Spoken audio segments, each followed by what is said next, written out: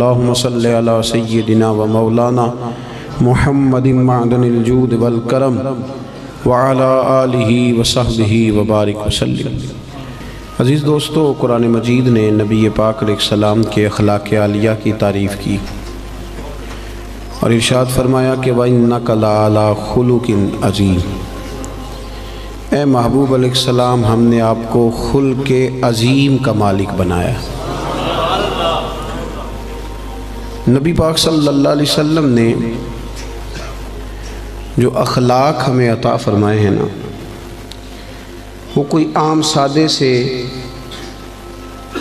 یا ایسے رویے نہیں ہیں جو کوئی بھی مصلح کسی کو بتا لے، بلکہ کائنات میں جو سب سے اچھی عادات اور سب سے اچھے اخلاق تھے وہ رسول کریم علیہ السلام نے ہمیں عطا فرمائے۔ اور حضور علیہ السلام نے فرمایا، میں اخلاق حسنہ کی تکمیل کرنے آیا ہوں۔ یعنی ساری دنیا جمع ہو کے بھی دوبارہ اتنے اچھے اخلاق کی طرف توجہ دلانے کا دعویٰ نہیں کر سکتی جو اخلاق مدینے والے محبوب نے ہمیں عطا فرمائے۔ یہ حد ہے، اس سے مزید آگے کوئی بڑھ سکتا؟ وَإِنَّكَ لَعَلَىٰ خُلُقٍ عَظِيمٍ۔ اور جناب عائشہ صدیقہ رضی اللہ تعالیٰ عنہ اس کی تفسیر میں فرمایا کرتی تھی، کانا خلقہ القرآن، کہ وہ سارے اخلاق جن کو قرآن بیان کرتا ہے نا، وہ سارے حضور نے کر کے دکھائے، وہ سرکار نے ہمیں کر کے دکھائے۔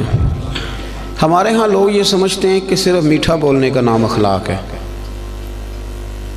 حالانکہ اخلاق اعلیٰ حضرت نے خلق کا ترجمہ خو کیا ہے، یعنی عادت۔ اچھے اخلاق بنیادی طور پہ اچھی عادات کو کہتے ہیں۔ لوگ سمجھتے ہیں کہ صرف شاید میٹھا بولنے کا نام، یہ بھی اخلاق کا ایک حصہ ہے، لیکن ایک حصہ ہے۔ میٹھا بولنا کل اخلاق نہیں۔ میٹھا تو آپ کو پتہ ہے لوگ اپنے مطلب کے لیے بھی بولتے ہیں، میٹھا تو لوگ مطلب کے لیے بھی بولتے ہیں۔ جہاز کا جو عملہ ہوتا ہے ان کی بڑی بڑی تگڑی تنخواہیں ہوتی ہیں، بڑی بڑی، تو ان میں سے جو آدمی 2 لاکھ روپیہ مہینہ لیتا ہے اسے پتہ ہوتا ہے کہ یہ بندہ 15,000 کی ٹکٹ لے کے بیٹھا ہوا ہے، لیکن وہ جتنی مرضی تلخی کرے ان کی ٹریننگ ہوتی ہے کہ تم نے تلخ نہیں بولنا، یہ ٹریننگ ہوتی ہے۔ بلکہ چلیں اس سے زیادہ کھول کے بات عرض کرتا ہوں، آپ یہ اپنے شہر میں کسی کپڑے والی دکان پہ چلے جائیں تو سیل مین سے کہیں کہ ایک سوٹ دکھائیں تو وہ آپ کو دکھائے گا، نہیں یہ نہیں مجھے پسند تو وہ دوسرا تھان کھول لے گا، یہ بھی نہیں پسند تو وہ سارے کھول کے لے آئے گا۔ آپ آنے لگیں گے تو کہے گا انکل ذرا ٹھہریے، میں نے کچھ پیچھے بھی رکھے ہوئے، وہ بھی کھول کے لائے گا۔ پھر بھی آپ نے کہہ دیا کہ نہیں تیرے پاس وہ ہے ہی نہیں یار، تو نے میرا وقت ضائع کیا، تو پھر بھی بد اخلاقی نہیں کرتا وہ، بلکہ آپ سے کہتا ہے اگلے ہفتے آئیے گا، نیا مال بھی آنا ہے۔ لیکن جب آپ نیچے اترے سیڑھیوں سے تو اس نے پیچھے سے کہا کہ ایک جوڑا اس نے لینا ہوتا ہے اور نخرہ دیکھو کتنا ہے، تو آپ کا کیا مطلب ہے؟ یہ بندہ اخلاق والا ہے؟ یہ اخلاق، اس نے تو غیبت کی، اس نے ظلم کیا اپنی جان پہ۔ لوگ سمجھتے ہیں کہ فقط میٹھا بولو، یعنی آپ میٹھے بولتے جائیں باقی جو مرضی کرتے جائیں۔ اخلاق صرف میٹھا بولنے کا نام نہیں، اخلاق میٹھا بولنے کو نہیں کہتے، اخلاق تو سچ بولنے کو کہتے ہیں۔ سچ بولنا اور اس سچائی میں پھر مٹھاس پیدا کرنا، پھر اس کا نام حسن اخلاق ہے۔ سچ بولنے کا نام اخلاق ہے، خودداری کا نام اخلاق ہے، عزت نفس کا نام اخلاق ہے۔ عزیز دوستو، دیانتداری کا نام اخلاق ہے۔ نبی کریم صلی اللہ علیہ وسلم نے نا ہمیں بلند اخلاق سکھائے، بلند اخلاق۔ آج جن چیزوں کی بہت زیادہ ضرورت ہے ان میں سے ایک چیز ہے خودداری، عزت نفس۔ یہ دولت بے بہا ہے۔ حضرت حکیم بن حزام رضی اللہ تعالیٰ عنہ فرماتے ہیں کہ ہم کچھ لوگ نبی پاک صلی اللہ علیہ وسلم کی بارگاہ میں حاضر ہوئے تھے، حضرت عبد الرحمن ابن عوف بھی ان میں شامل تھے۔ ہم جب حاضر، یہ سیاستہ کی روایت ہے، کہتے ہیں جب ہم حاضر خدمت ہوئے تو حضور نے فرمایا میرے ہاتھ پہ بیعت کرو، تو ہم نے اس کی حضور ہم تو پہلے بیعت کر چکے ہیں، بیعت اسلام تو ہو چکی۔ حضور نے دوبارہ فرمایا بیعت کرو۔ ایک صحابی نے پھر عرض کی حضور بیعت کر چکے ہیں، تو حضور نے فرمایا دوبارہ بیعت کرو اور اس بات پر بیعت کرو کہ کسی دنیا دار کے آگے ہاتھ نہیں پھیلاؤ گے، کسی دنیا دار کے سامنے۔ ایک ہے اللہ والوں سے مانگنا، اللہ والوں کی مدد تو عین اللہ کی مدد ہوتی ہے، دنیا داروں سے مانگنا، اور ایک ہے دین کے لیے کسی کو توجہ دلانا، اس کا بھی معنی اور ہے، لیکن اپنی ذات کے لیے مانگنا، لالچ کرنا، لوگوں کی جیبوں کو دیکھنا۔ ہمارے نوجوان سارے تلاش کرتے پھرتے ہیں، وہ میری لندن والی پھوپھی مہربان ہو جائے تو میرا کام بن جائے گا، کبھی میرا امریکہ والا ماموں مجھے لے جائے تو میں بچ گیا۔ سہارے ڈھونڈتے پھرتے ہیں، سہارے کمزور لوگ ڈھونڈتے ہیں، کمزور لوگ سہارے ڈھونڈتے ہیں۔ اسلام تو وہ والا اخلاق سکھاتا ہے کہ سہارے ڈھونڈو نہ بلکہ کسی کا سہارا بن جاؤ، سہارا بنو کسی کا۔ حضور نے باقاعدہ بیعت لی، فرمایا بیعت کرو میرے ہاتھ پر کہ تم کسی کے آگے سوال۔ تو حضرت حکیم بن حزام کا اپنا یہ حال تھا کہ بوڑھے ہو گئے تھے، ضعیف تھے، چلتے تھے تو کمر میں تکلیف ہوتی تھی۔ ایک دفعہ گھوڑے پہ بیٹھے تھے یا اونٹ پہ بیٹھے تھے تو ہاتھ سے درہ گر گیا زمین پہ، آپ کا خادم قریب کھڑا تھا، بڑی مشکل سے گھوڑے سے اترے، وہ درہ اٹھایا، دوبارہ بیٹھنے لگے تو تکلیف ہوئی، 2-3 دفعہ کوشش کر کے بیٹھ گئے تو خادم کہنے لگا حضور مجھے حکم دے دیتے میں پکڑا دیتا۔ فرمانے لگے کیسے تمہیں کہہ دیتا؟ میں نے اپنے محبوب سے وعدہ کیا ہے کہ زندگی میں کسی دنیا دار سے سوال نہیں کروں۔ یہ کمزور لوگ ہوتے ہیں میرے بھائی۔ غیرت، اقبال نے کہا، اقبال کہنے لگے غیرت ہے بڑی چیز جہانے تگ و دو میں، غیرت مند بن، تو کسی کے سامنے ہاتھ پھیلاتا ہے۔ غیرت ہے بڑی چیز جہانے تگ و دو میں، پہناتی ہے یہ فقر کو تاج سردارا۔ فرمایا فقیر اگر سرداری والا تاج پہننا چاہتے ہیں نا تو پھر وہ ہاتھ پھیلانا چھوڑ دیں۔ مسند امام احمد بن حنبل کی حدیث کے 2 جملے ان کو رٹ کے یاد کر لینا آپ نے۔ ایک شخص نے عرض کیا تھا یا رسول اللہ صلی اللہ علیہ وسلم ذلت کیا ہے؟ تو نبی پاک علیہ السلام نے فرمایا اگر تو لالچ کرے گا تو ذلیل ہو جائے گا، لالچ کرے گا تو ذلیل ہو جائے گا۔ عرض کی حضور پھر عزت کیا ہے؟ تو محبوب فرمانے لگے جو رب نے تجھے دیا ہے نا اس پہ راضی ہو جا، اللہ تجھے عزت عطا کر دے گا۔ خوددار بنے۔ قرآن پاک نے نا تعریف کی ہے اصحاب صفہ کی، قرآن کہتا ہے لا یسألون الناس الحافا، وہ کسی سے لپٹ لپٹ کر سوال نہیں کرتے، پیٹوں پہ پتھر باندھے ہوئے، کئی دنوں سے روٹی نہیں کھائی، پر کسی سے لپٹ لپٹ کر سوال ہے، وہ خودداری والے لوگ، عزت نفس والے، وہ ہاتھ نہیں پھیلاتے، وہ ان کا یہ رویہ نہیں ہے کہ کوئی آئے گا تو مجھے دے جائے گا۔ خواجہ حسن بصری رحمۃ اللہ علیہ کے پاس ایک نوجوان آیا تو آگے کہنے لگا حضرت جی مجھے سمجھ لگ گئی آج کے بعد میں نے کام کوئی نہیں کرنا، اب میں گھر بیٹھوں گا اللہ روزی دے گا۔ آپ فرمانے لگے جی وہ کیا سمجھ لگ گئی ہے؟ کہنے لگا میں نے آج عجیب بات دیکھی ہے، میں جنگل میں گیا ہوا تھا، ایک شیر آیا ہے، اس نے ایک بکرے کا شکار کیا، کچھ اس نے کھایا ہے، پھر اس نے باقی کا اپنے پنجوں میں پکڑا ہے، پہاڑی کے اوپر چڑھ گیا، وہاں ایک نابینا لومڑی بیٹھی تھی، باقی کا اس نے اسے کھلایا ہے۔ تو مجھے مسئلے کی سمجھ آ گئی ہے کہ جو اللہ لومڑی کے لیے بندوبست کر سکتا ہے میرے لیے بھی کرے گا، لہذا اب کام نہیں کرنا۔ تو خواجہ حسن بصری فرمانے لگے سبحان اللہ کیا تیری سوچ ہے، تو نے 2 کردار دیکھے، ایک لومڑی دیکھی ایک شیر دیکھا، او خدا کے بندے تو نے لومڑی بننے کا فیصلہ کیا، شیر بننے کا کیوں نہیں کیا؟ تو شیر بننا، شکار مار، کھا بھی اور کھلا بھی، کھا بھی اور کھلا بھی۔ پڑھے نا ابن ماجہ شریف، ایک صحابی حاضر خدمت ہوئے، عرض کی حضور کچھ دیجئے۔ یہ نوجوان میری بات پہ خاص توجہ کریں۔ اب وہ اقبال کہا کرتے تھے لہو مجھ کو رلاتی ہے جوانوں کی تن آسانی، کہتے یہ آرام پسند ہے، کہتے کرنا کچھ نہ پڑے، کچھ شارٹ کٹ رستہ ملے۔ بلکہ ہمارے بچے تو اب خواب دیکھتے ہیں کہ سویرے میں اٹھوں تو میرے نا بستر کے نیچے ایک توڑا پیسوں کا پڑا ہوا ہو، یا میری موٹر سائیکل سے بس ٹکرائے کچھ ہے، میں اٹھاؤں تو نیچے ہیرے ہیرے ہوں۔ یہ خواب ہے، تو خواب خواب ہی ہوتے ہیں، ان کو تعبیر کرنے کے لیے محنت کرنی پڑتی، محنت کریں، جد و جہد کریں، خواب نہیں دیکھیں۔ ہمارے ہاں مزاج ہی نہیں، توجہ ہی نہیں۔ ابن ماجہ کی حدیث، ایک شخص نے آ کے عرض کیا تھا یا رسول اللہ کچھ دیجئے، اور کہاں سے اس نے مانگا؟ اس بارگاہ سے کہ جہاں سے قطرے بھی ملے تو دریا بن جایا کرتا ہے۔ आला हज़रत फरमाते हैं मेरे करीम से गर कतरा किसी ने मांगा दरिया बहा दिए हैं।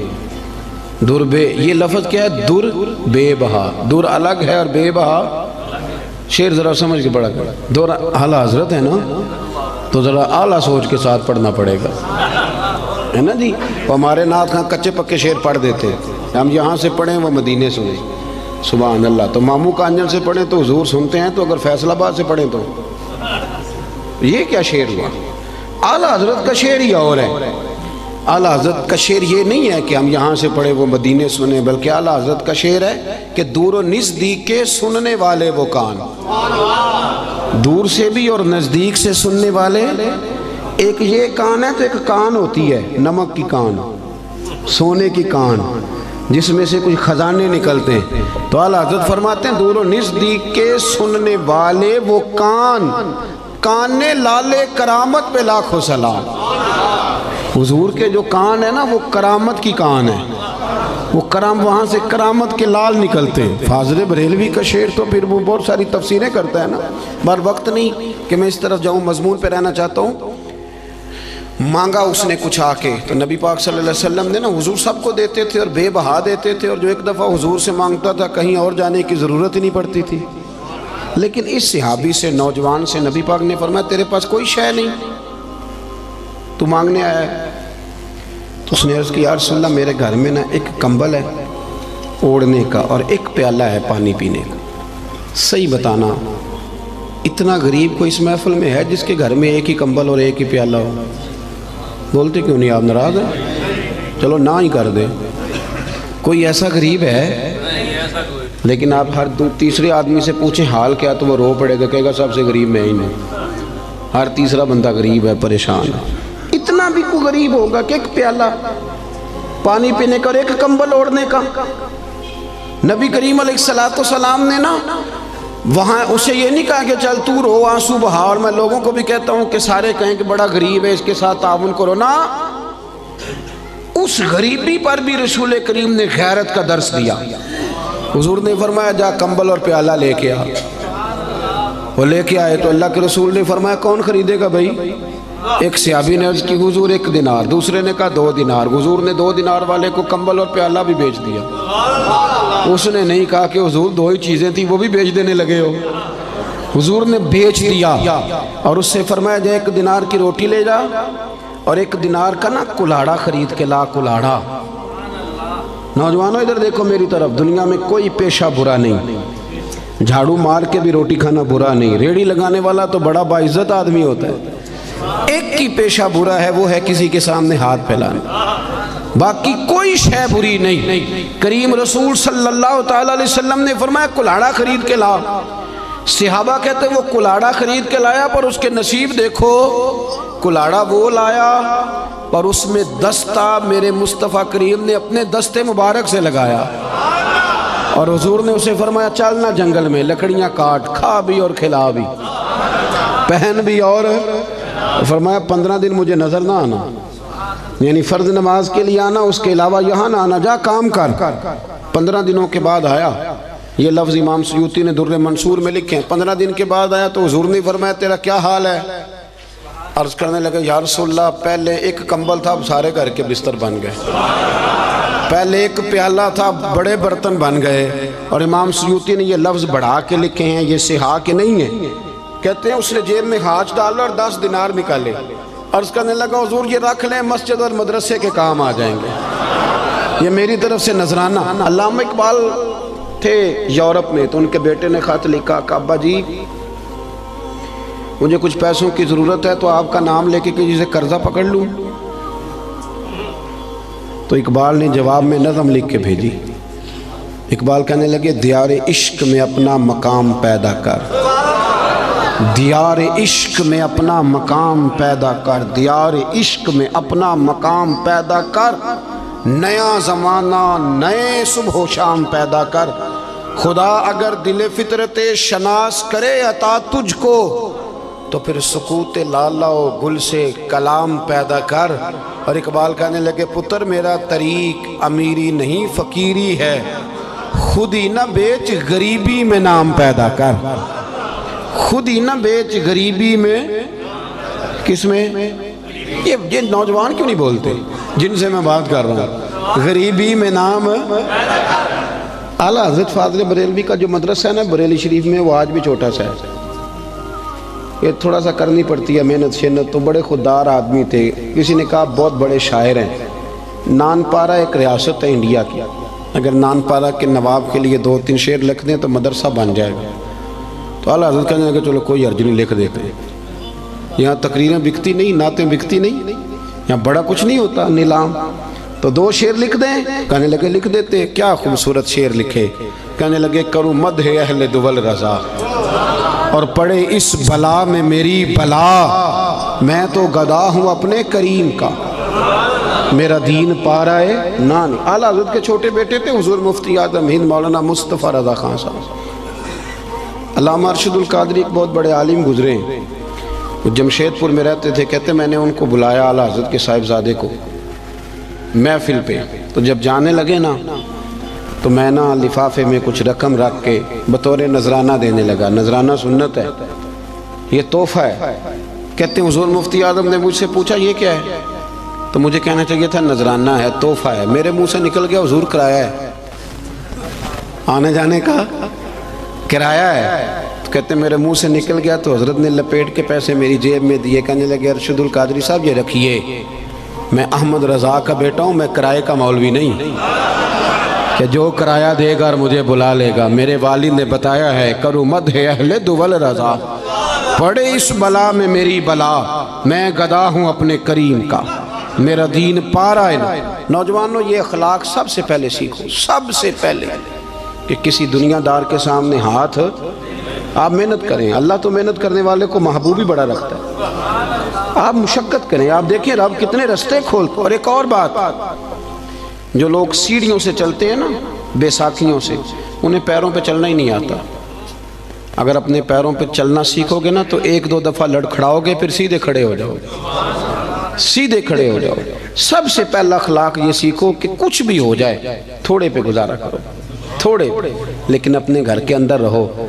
اگر آپ کا اپنا مکان ہے اور وہ کچا ہے تو ہمیں کیا ضرورت ہے کسی کا پکا دیکھنے کی؟ جو ہمارا ہے وہ محل ہے، ہمیں کیا ضرورت؟ خودداری، عزت. اور دوسرا اخلاق، آپ کو پتہ ہے نبی پاک صلی اللہ علیہ وسلم کی سب سے پہلے شہرت کیا ہوئی تھی؟ کہ صادق اور امین ہے. صادق اور بول کے بتائیے. حضور سب سے پہلے معروف کس بات سے ہوئے؟ ہمارے ہاں نا پاکستان کے آئین میں جھوٹ کی سزا ہی کوئی نہیں. پاکستان کے آئین میں جھوٹ کی سزا، آپ جائیں تھانے اسے کہیں اس بندے نے میرے ساتھ 50 جھوٹ بولے ہیں، کہے گا اس کا پرچہ ہی نہیں ہو سکتا. اور جھوٹ اتنا عام ہو گیا ہے، غلط بیانی، جھوٹ. اور وہ طے کر کے بولتے ہیں لوگ جھوٹ، طے کر کے. یعنی شادی کارڈ پہ جان بوجھ کے لکھتے ہیں کہ 12 بجے کھانا ہے، کھلاتے ہیں 12 بجے. کیوں لکھتے ہیں؟ یہ جھوٹ نہیں؟ کیوں آپ نے جھوٹ لکھا؟ پھر اس کے ساتھ آپ نے انشاءاللہ کا جملہ بھی استعمال کیا، کیا ضرورت تھی اس کی؟ اتنا جھوٹ. ایک بچہ مجھے کہنے لگا حضرت صاحب میری اماں سے کہہ دے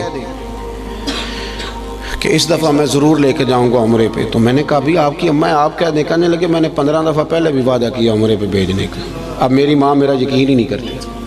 ہمارے گھر میں سب سے بڑی لڑائی بھلا کیا ہے؟ بی بی کہتی ہے کہ روٹی روزی کا مسئلہ نہیں، مجھے اعتبار ہی نہیں کہ یہ سچ بولتا ہے کہ جھوٹ بولتا ہے. ہم نے اعتبار ضائع کر لیا، اعتبار ضائع ہو گیا، لوگ یقین کرنے کو تیار نہیں. وہ حضور کا اخلاق جس سے میرے رسول پاک نے آغاز فرمایا، جس سے حضور کی تعریف ہوئی، سچ بول.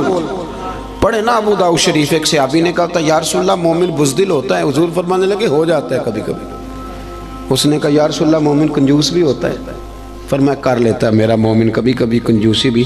آیکون المؤمن کاذبا قال لا او کما قال صلی اللہ تعالی علیہ وسلم. اس شخص نے عرض کی یا رسول اللہ کیا آپ کا کلمہ پڑھنے والا جھوٹ بھی بولتا ہے؟ تو میرے محبوب فرمانے لگے مومن سارا کچھ ہو سکتا ہے، جھوٹا نہیں ہوتا. سچے نبی کے ماننے والے جھوٹ بولتے، بددیانتی کا مظاہرہ کرتے. تو اتنا جھوٹ بولا. اور سنیں ترمذی شریف، جاگ رہے ہیں آپ لوگ؟ حضور نے فرمایا تو سچ بول کے تجارت کر. اچھا یہاں بھی ایک بات کر دوں، لوگ کہتے ہیں جھوٹ کے بغیر کام نہیں چلتا. میرا یہ خیال ہے کہ سچے کا کام زیادہ چلتا ہے. بندے کہتے ہیں وہ 5 روپے زیادہ لیتا ہے پر بندہ کھرا ہے، چیز غلط ہے، اس کی تو شہرت اچھی ہو جاتی ہے. ترمذی شریف کے لفظ ہیں، اللہ کے حبیب صلی اللہ علیہ وسلم نے فرمایا تو سچ بول کے تجارت کر، اللہ سچے تاجر کو قیامت کے دن نبیوں کے ساتھ جگہ عطا فرمائے گا. لیکن لوگ جھوٹ بولتے ہیں اور بڑا تگڑا کر کے بولتے ہیں، بددیانتی کرتے ہیں، اور چھوٹی چھوٹی سی، یعنی کبھی کبھی نا شرم آتی ہے جب بڑے ذمہ دار ادارے کا آدمی 200 روپیہ رشوت لیتا ہے نا، تو شرم آتی ہے کہ یار اس کو ڈسکس بھی کریں گے اب ہم، یعنی اتنا نیچے اتر جائیں گے، حد ہوتی ہے کوئی کسی چیز کی، اتنا نیچے اتر کے ہم بددیانتی کریں گے. آپ کو پتہ ہے کہ جس رات میرے رسول کریم علیہ السلام نے ہجرت کی تھی وہ رات کتنی خطرناک تھی. اہل مکہ نے ایک پوری سازش رچی تھی، ہر قبیلے کے ایک آدمی کو تلوار دی تھی، ہر قبیلے کے، تاکہ حضور کو مل کے اگر شہید کیا جائے تو کسی ایک قبیلے پر الزام نہ آئے. ہر قبیلے کا بندہ آیا تھا، چاروں طرف سے گھر کو گھیر لیا. وہ طے کر کے آئے تھے کہ معاذ اللہ ثم معاذ اللہ حضور کو شہید کریں گے. وہ شہید کر رہے ہیں، توجہ ہے میری بات پر. اور سرکار حضرت مولا علی شیر خدا سے فرما رہے ہیں کہ تو میرے بستر پہ لیٹ جا، سویرے لوگوں کی امانتیں واپس کر کے آ جانا. محققین کہتے ہیں کہ وہ امانتیں بھلا کن لوگوں کی تھیں؟ جو باہر تلواریں لے کے کھڑے تھے. مجھے سچ بتاؤ کہ جس بندے سے میں نے لینا ہو لاکھ روپیہ وہ عمرے پہ جانے لگے، حالانکہ مجھے پتہ ہے کہ 20 دنوں میں 28 دنوں میں لوٹ آئے گا، تو میں اسے جانے دیتا ہوں؟ میں کہتا ہوں پہلے میرے پیسے رکھ. آپ ذرا اس بات کو اس کو عام نہ لیجئے گا، ذرا اس کی گہرائی دیکھیں کہ آپ ایک بندے کو شہید کرنے لگیں، آپ اس کا خاتمہ کرنے لگیں اور آپ کے پیسے اس کے گھر میں پڑیں. انوکھی بات نہیں. اخنس بن شریک سے ابو سفیان کہنے لگے کہ سنا تیرے بھی پیسے وہاں پڑے ہیں، تو شہید کرنے آ گیا تو پیسے تو لے رہے تھے. تو اخنس بن شریک کہنے لگا ابو سفیان چپ کر، بات کا تجھے بھی پتہ ہے اور بات کا مجھے بھی پتہ ہے. وہ باہر سے نہیں آئے، یہیں پیدا ہوئے، یہیں جوان ہوئے، ہمارے سامنے ان کی کن پٹیوں پہ بال سفید آئے. جانتا تو بھی ہے اور پتہ مجھے بھی ہے، مخالفت جتنی مرضی کریں پر یہ تو ہمیں پتہ ہے نا کہ وہ دنیا سے چلے بھی گئے تو ہماری امانتیں پھر بھی ضائع نہیں ہوں. آپ کیا بات کرتے ہیں صاحب؟ تیری صورت تیری سیرت زمانے سے نرالی ہے اور تیری ہر ایک ادا پیارے ادائے بے مثالی ہے. میرے عزیز اتنی بڑی بات کہ پیسے گھر میں پڑے، تو ان کا یہ دعویٰ ہے کہ وہ شہید بھی ہو گئے تو ہماری امانتیں ضائع. لیکن یہاں کیا حال ہے؟ بڑا سیاںہ بندہ، بڑا سیاںہ کہتا تیرا بیانہ گیا، ختم، چھٹی.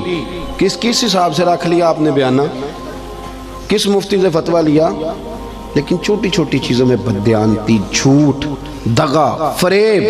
اور آپ یقین کریں کوئی فائدہ نہیں ہوتا، لوگ پھر بھی جھوٹ بولتے ہیں، مذاق میں جھوٹ بولتے ہیں، جھوٹی کہانیاں سناتے ہیں. چھوڑیں، مہینہ چل رہا ہے سیدنا ابو بکر صدیق کا. حضرت ابو بکر صدیق رضی اللہ تعالیٰ عنہ نا نبی کریم صلی اللہ علیہ وسلم کو لے کے نا غار ثور پہ تشریف لے گئے. آج جب حاجی جاتے ہیں نا وہاں زیارت کے لیے تو رستے میں نا 5-6 جگہ سٹے کا مقام بنا ہوا ہے. چائے پیتے ہیں، بوتل پیتے ہیں، پھر بھی واپس آ کے ڈینگے مارتے ہیں کہ میں چڑھ گیا تھا جی، میں ہو آیا ہوں جی، میں تو یوں گیا اور یوں آیا. حالانکہ رستہ بنا ہوا ہے، رستے میں کئی جگہ پانی پیا ہے، پھر بھی بڑی بڑھ کے. جب حضرت صدیق اکبر لے کے گئے تھے تو رستہ بھی کوئی نہیں تھا، وقت تھا رات کا. وہ درویشوں نے کیا خوب بات کی. جب دیکھا نا کہ حضور کو ذرا تکلیف ہو رہی ہے تو جناب ابو بکر کہنے لگے حضور میرے کندھوں پہ آ جائیں. وہ درویش کہنے لگے او ویکھو پبا پار کدب نہیں جے لاؤندا تے 100 پہاڑ تے چڑھیا جاندا، او پیا جاندا دے یار نبی دا اے اصلی دلدار نبی. ابو بکر صدیق نے نا اپنی جوان بیٹی، ذرا توجہ کرنا میری بات پر، بیٹیاں بڑی پیاری ہوتی ہیں. جو لوگ شروع سے یہاں رہتے ہیں نا اس شہر میں، وہ محلے میں، تو بچیاں جانتی ہوتی ہیں کہ یہ میرا چاچو ہے، یہ میرا خالو ہے، یہ میرا، سب اپنے ہوتے ہیں. لیکن اس کے باوجود بھی رات کو اگر جوان بیٹی نکل جائے نا چوک میں ماچس لینے تو سویرے مصیبت بن جاتی ہے. وہ بچی رات کو نکل گئی، اور ہو سکتا ہے کہ والد بندوق نکال لے کہ تو کیسے باہر گئی تھی، لیکن یارو وفا بڑے بڑے امتحان لیتی۔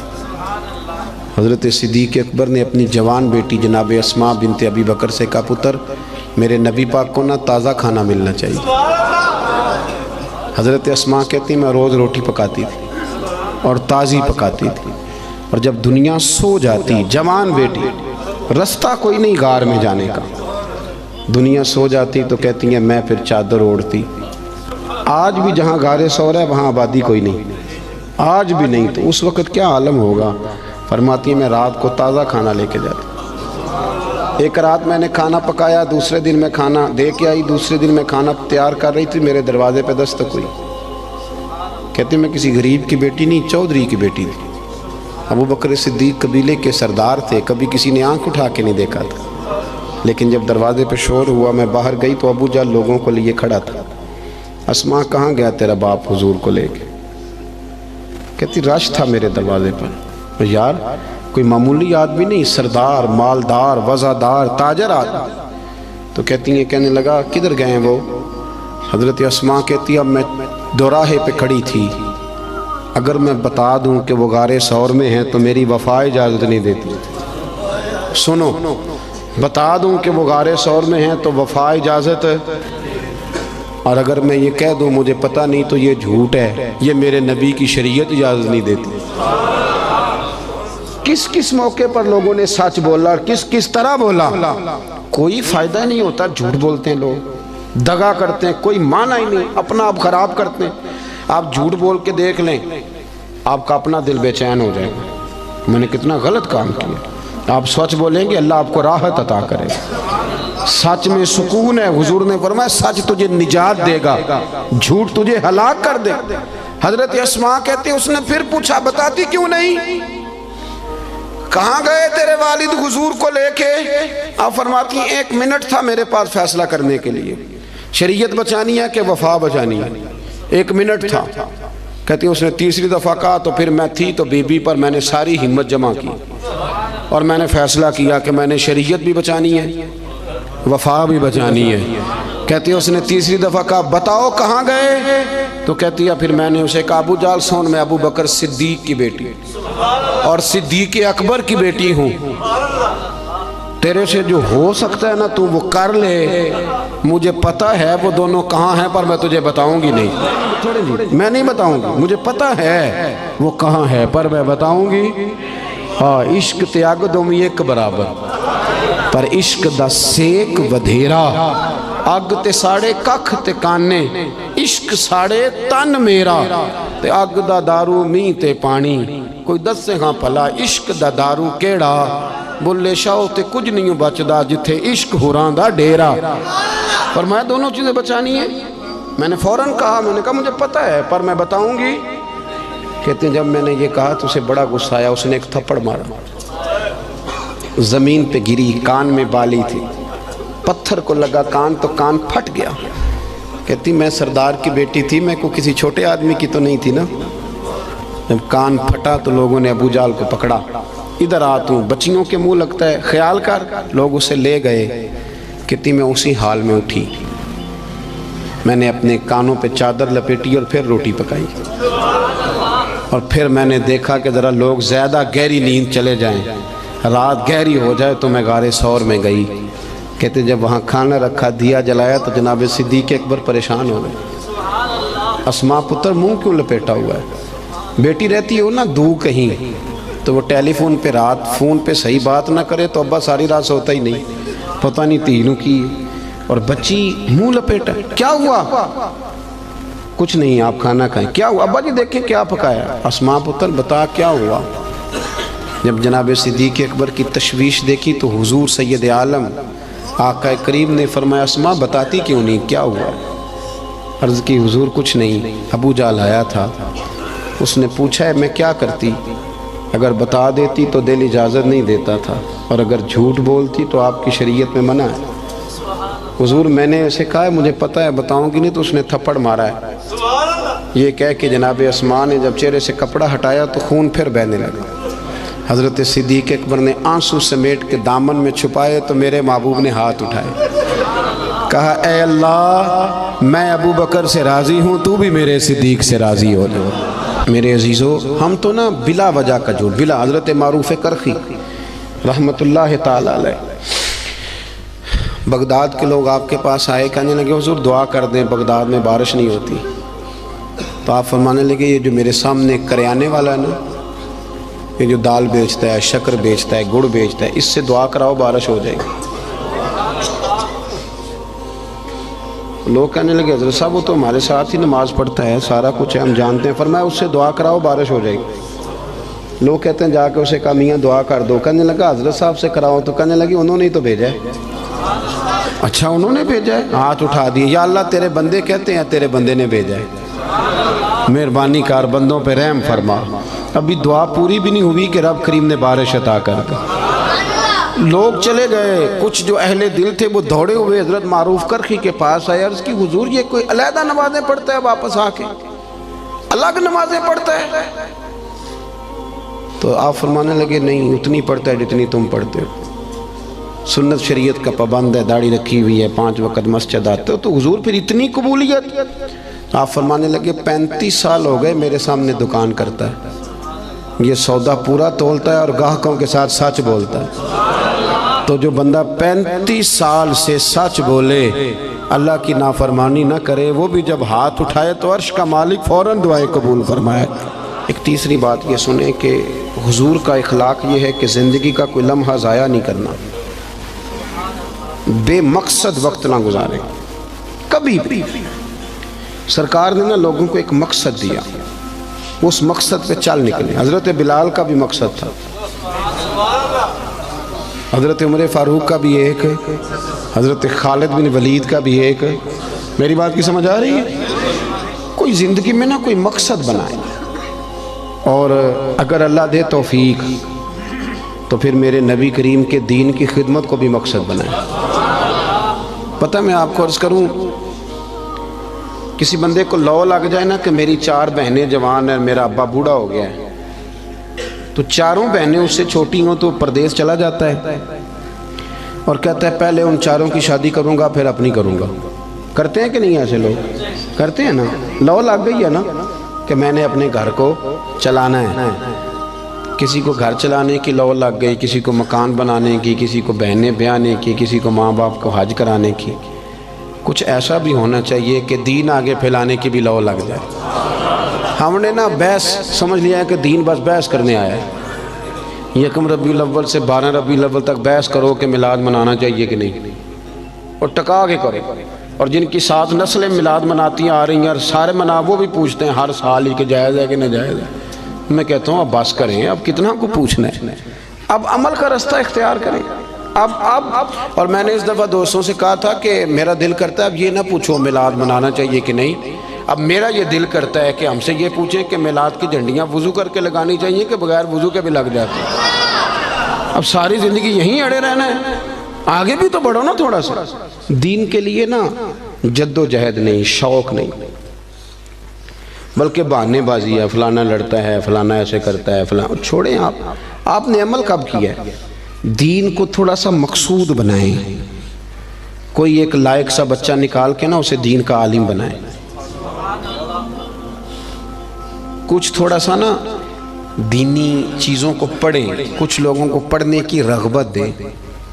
ہمارے ہاں نا وہ کسی ایک مدرسے کا کوئی استاد، اس کی فوٹو چھپ جائے نا اس نے بڑا مارا ہے اور بچے کے کمر پہ نشان پڑ گئے تو فوٹو اچھی چلتی ہے سوشل میڈیا پہ 4 دن۔ مجھے بھی ایک نے لا کے دکھائی، کہنے لگے مولوی صاحب مار مار کے ویکھو کی حال کیتا ہے۔ میں نے اسے کہا کہ کتنے مدرسے ہیں پاکستان میں؟ مدرسوں کی تعداد ہزاروں میں ہے، تو یہ ایک بندہ آپ کو ایسا نکلا ہے تو آپ نے ادھم مچا دیا ہے۔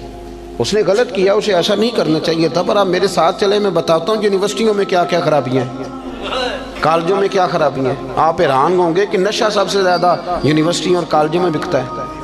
آپ نے کبھی دیکھا ہے کوئی مولوی ہائی لائٹ کرتا ہو کہ یونیورسٹیوں میں یہ کچھ ہو رہا ہے؟ کبھی دیکھا آپ نے؟ نہیں کرتے، اس لیے کہ ہم سمجھتے ہیں وطن ہمارا اپنا ہے اور یونیورسٹیاں ہماری اپنی ہیں، پڑھنے والے بچے ہمارے۔ ہم مدارس کے بچوں کو اپنا کیوں نہیں سمجھتے؟ مسجد کو اپنا کیوں نہیں سمجھتے؟ یہ بھی ایک ادارہ ہے، یہ بڑا کچھ ہمیں دیتا ہے، بڑا کچھ۔ لوگ کہتے ہیں مولوی کچھ نہیں کر رہے، تو میں کہتا ہوں کبھی ایسا ہوا ہے کہ تراویحاں کسی مسجد میں رہ گئی ہوں کہ حافظ نہیں ملا؟ بتائیں کبھی ہوا ہے؟ اس مسجد میں آج جمعہ نہیں ہوا جی، مولوی کوئی نہیں ملا۔ تو مدارس کچھ کر رہے ہیں تو اتنا بڑا انقلاب آیا ہوا ہے۔ ہر شعبے کے لیے آپ کو بندہ ملتا ہے۔ اپنا دین کو مقصد بنائیں، اور کچھ نہ کر سکے تو کم از کم دینی لوگوں کی حوصلہ شکنی نہ کریں۔ ایسے کہ بندہ پگڑی باندھ کے آ جائے تو اسے کہہ دے کہ تو اچھا لگ رہا ہے، ویسے ایک میرا دل کر رہا ہے بات کر دوں، وہ بھی میں کر ہی دیتا ہوں۔ آپ نا بیوٹی پارلر سے تیار ہو کے ہیں تو لوگ کہیں گے سونے لگ رہے ہیں، یہی کہیں گے۔ لیکن اگر آپ امامہ باندھ کے، داڑھی رکھ کے، کنگھی کر کے، خوشبو لگا کے ہیں تو لوگ تعریف پھر بھی کریں گے، پر یہ نہیں کہیں گے سونے لگ رہے ہیں، کہیں گے کتنا نورانی چہرہ ہے۔ تو دین کے رنگ میں تو تعریف بھی بدل جاتی ہے اور مزہ دیتی ہے۔ تو اپنا مقصود بنائے۔ مجھے بتایا گیا یہاں مسجد اور بڑی جلدی مدرسے کا بھی آغاز ہونے لگا ہے۔ میں اس چیز کا قائل ہوں کہ مسجد اور مدرسہ جہاں بھی ہو وہ میرے نبی پاک کی پسند ہے۔ اپنی توجہات بڑھایا کریں۔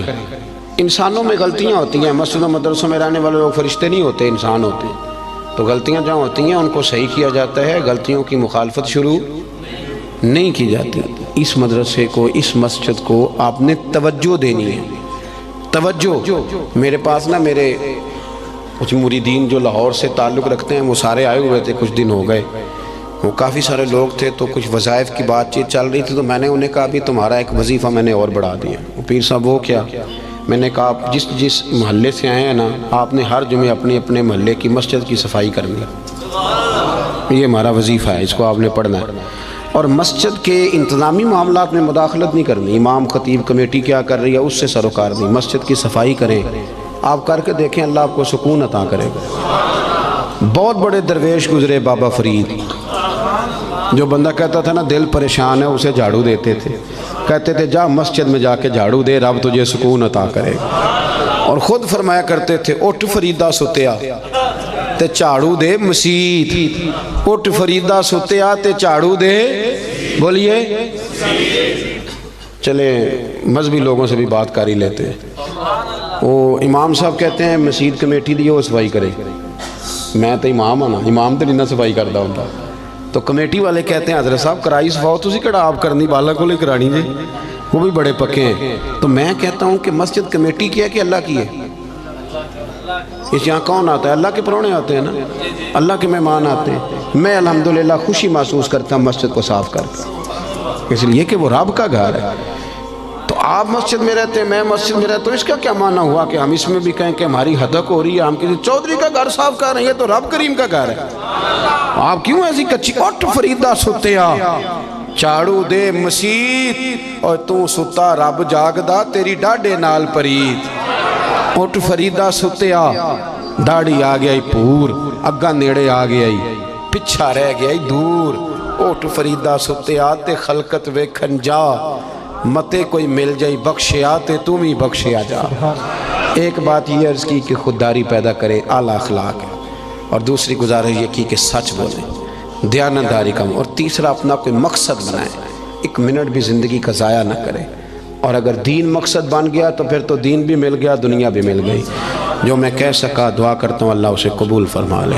قدرت تھی جس باغ بنائے،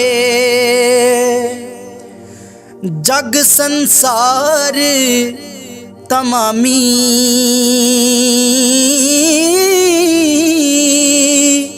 رنگ برنگی اے بوٹے لائے، تے کچھ خاصے کچھ عامی، رنگ برنگے